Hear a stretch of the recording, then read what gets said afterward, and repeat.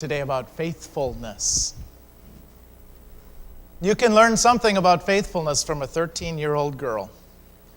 This was the best I could do. I asked 13-year-old girls what I could wear to look like a 13-year-old girl, and you should see the eye rolls I got. It just wasn't going to happen.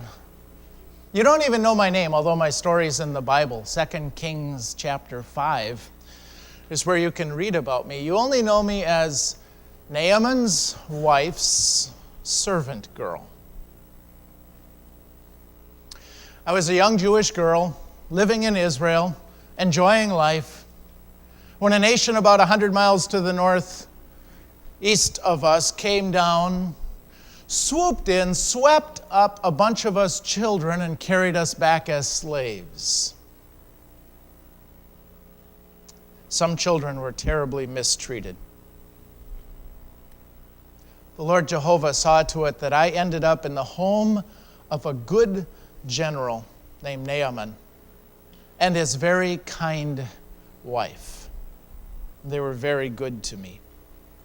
I liked them. I felt so bad that they worshiped this god that they made up called Rimmon, that if only they knew who Jehovah was and his promises to us, they would worship him.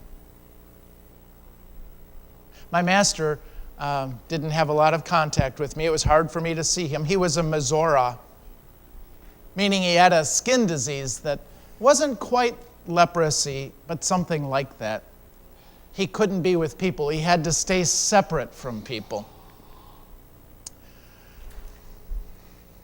And that's okay. Autism does strange things, so Jeff's going to deal with Cohen there, and we'll take care of it. Anybody here have an autistic child? Who else has autistic children in family? 1, 2, 3. So you're not alone, Jeff and Cohen. 4. It isn't easy.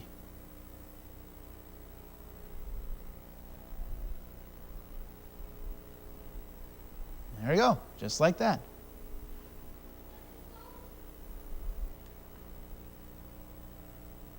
So yeah, if you know what that's all about, pray for Jeff and Becca. It's a hard thing, but they're doing a great job. And notice they're doing their best to bring their children and let them know you and be part of their church. So it's a good thing. We're grateful for that.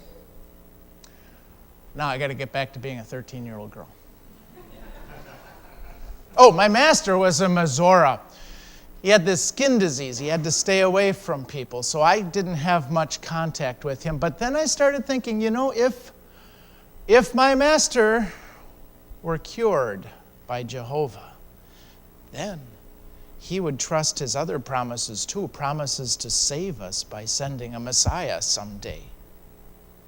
So I told my mistress, if only my master would go see the prophet who is in Samaria, he would cure him of his leprosy. Which was a pretty bold statement for a 13-year-old girl to make, but 13-year-old girls can be pretty bold sometimes. I didn't know if they'd listen to me or not, but they did. You see, my parents had taught me Psalm 66 before I left home. Let the praise of the Lord be heard. Invite all people to listen to what great things he has done. And so I thought, that's what I'm going to do. I'll just invite him to listen. And he did.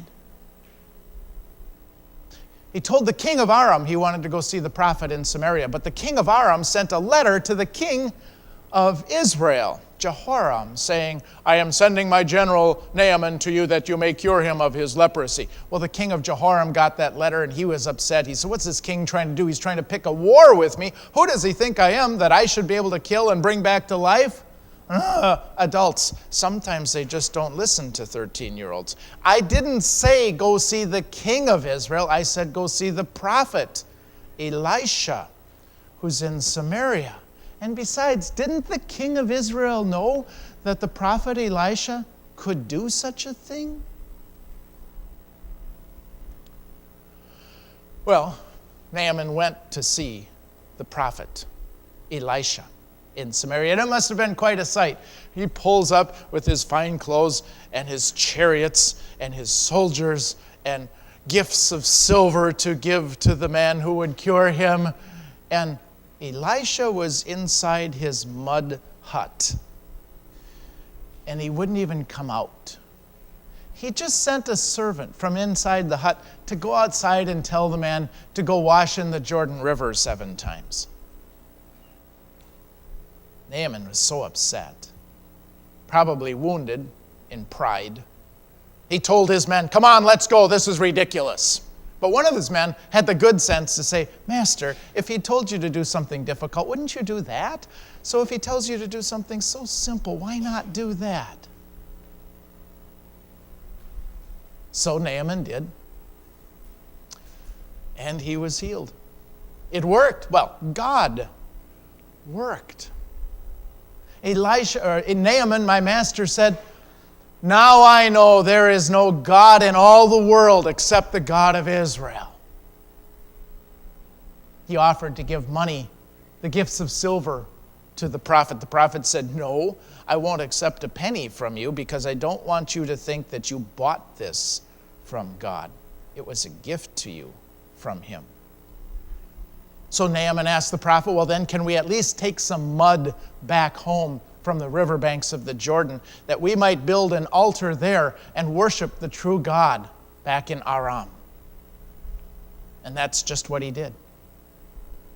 And the whole family I served, my mistress, my master, all the other servants, neighbors, myself, all of us worshiped the true God together.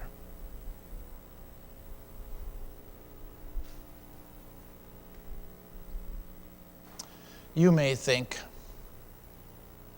who am I to speak up for the true God? I'm just a 13-year-old girl.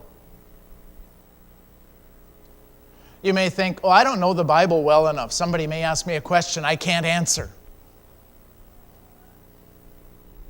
You may think, my life, the way it's going right now, I'm not sure if I'm the one to speak up for God's faithfulness.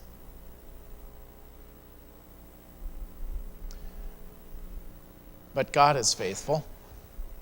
He'll help you do exactly what he helped me do.